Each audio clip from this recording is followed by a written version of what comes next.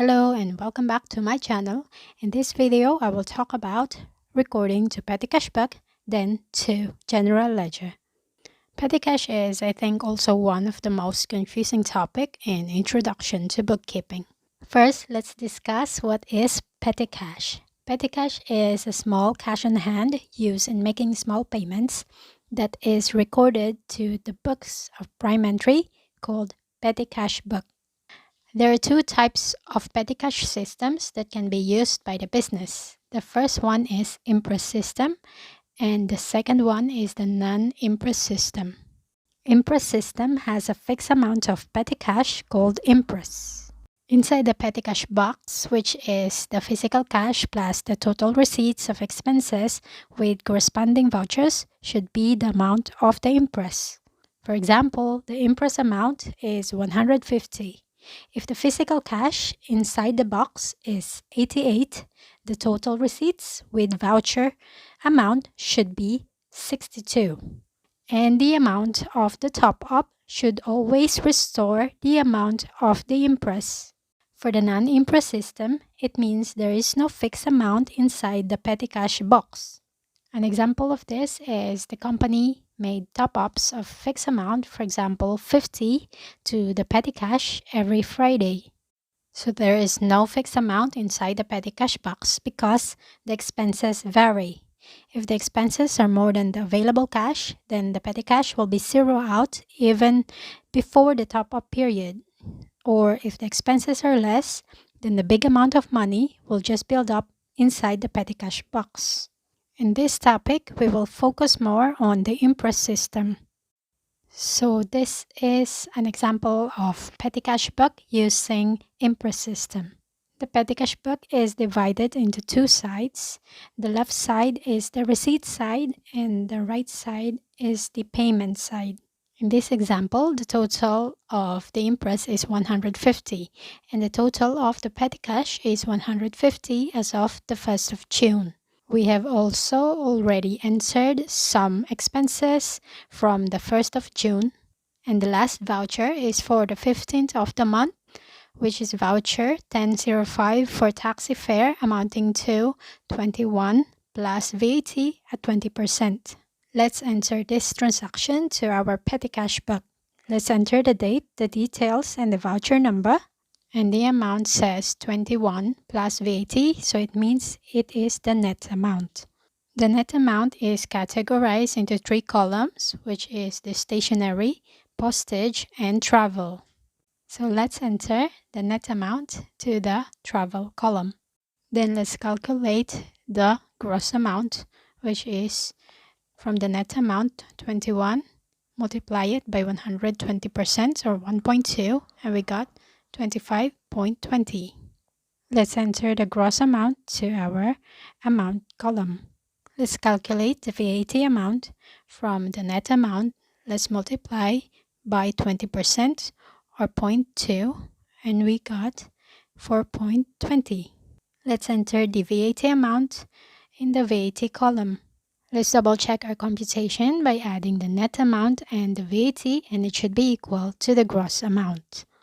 Next is recording petty cash book to the general ledger.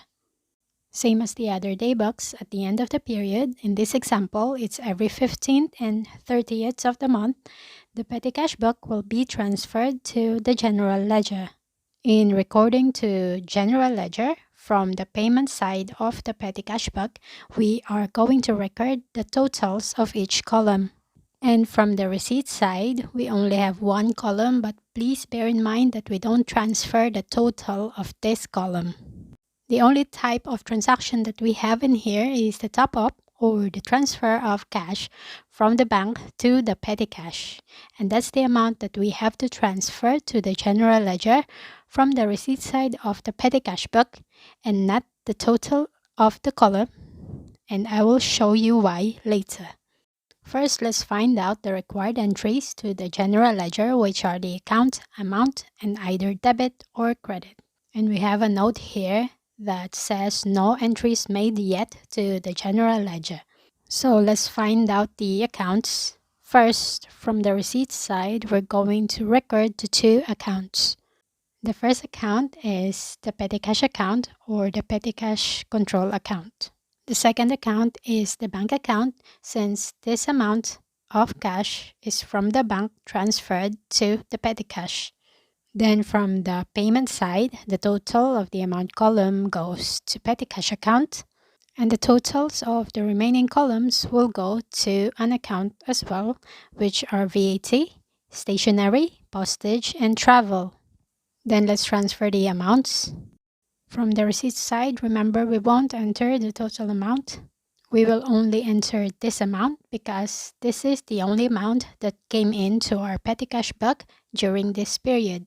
So it's 61, and in the bank it's 61 as well. Then from the payment side, let's transfer the amounts. Next is to determine whether the accounts either go to debit or credit. First is the petty cash. Petty cash is an asset, and this amount here is what we got from our bank. So it increases and it goes to debit. Next is the bank account. This same amount here is the amount that came from the bank. So it decreases our bank and it goes to credit. Next is the petty cash account. Petty cash is an asset, and remember this amount came from the payment side of the petty cash book, so it decreases our petty cash, so it goes to credit. Let's leave the VAT last. Let's go to the next accounts, which came from the payment side of the petty cash book. So these are expenses. So these three accounts here are expenses, so they go to debit. And the VAT goes with the expenses, so it's debit. And this is how the accounts look like in the general ledger. So what I'm showing to you right now in our petty cash account, this is the reason why we don't transfer the total amounts from the receipt side of the petty cash book, because the total amount includes the balance brought down, which is already recorded into our general ledger. That's why we only record the receipts of cash from the bank, which is 61. Enter the date, and for the details, this amount came from the bank, so we will enter bank. Then let's go to bank account. Let's enter the date and the same amount. And for the details, this amount is transferred to petty cash, so let's enter petty cash. Next is another entry to the petty cash account. So let's enter the amount, and the date is at the end of the period. And for the details, usually we put the title of the accounts of the opposite entry, which in this case are stationery, postage, travel, and VAT, to show you the dual effect, but that's a bit long, so let's just put petty cash book. Let's do the same to the remaining accounts, so I will show them to you quickly. To the VAT account, enter the amount and the date, and the details is petty cash book. And then to stationery account, enter the amount and the date, and the details is petty cash book. Same with postage and travel.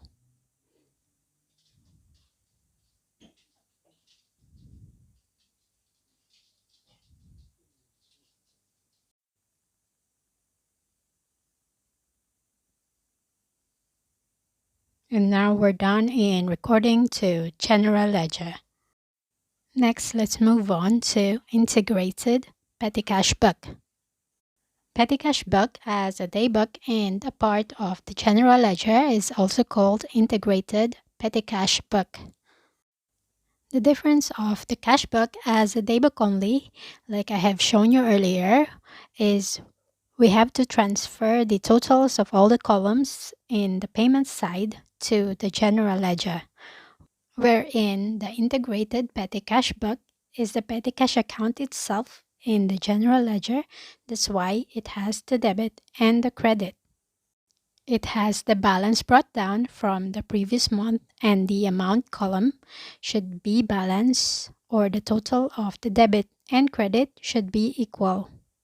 So in this example, it's already the end of the month and all the transactions in the petty cash are already entered. So we have to balance the petty cash book. To do that, let's insert the balance carried down to the side that has the lower total, which is credit. The date is the end of the month, and the amount is the difference of the two totals. So let's calculate them manually. It's 150 minus 99.9, and we got 50.10. So let's enter the amount. Now the totals are equal. Next is we have to insert the balance brought down to the opposite side where we entered the balance carried down, which is debit. The date is the beginning of the following month and the same amount. And this is the closing balance of the petty cash book. It means we don't need to transfer the amount column to the general ledger. Only the remaining columns should be transferred. And that's it for this video. I hope you find it useful. If you want to watch more videos like this, please don't forget to give us a thumbs up and subscribe to our channel. Thank you for watching.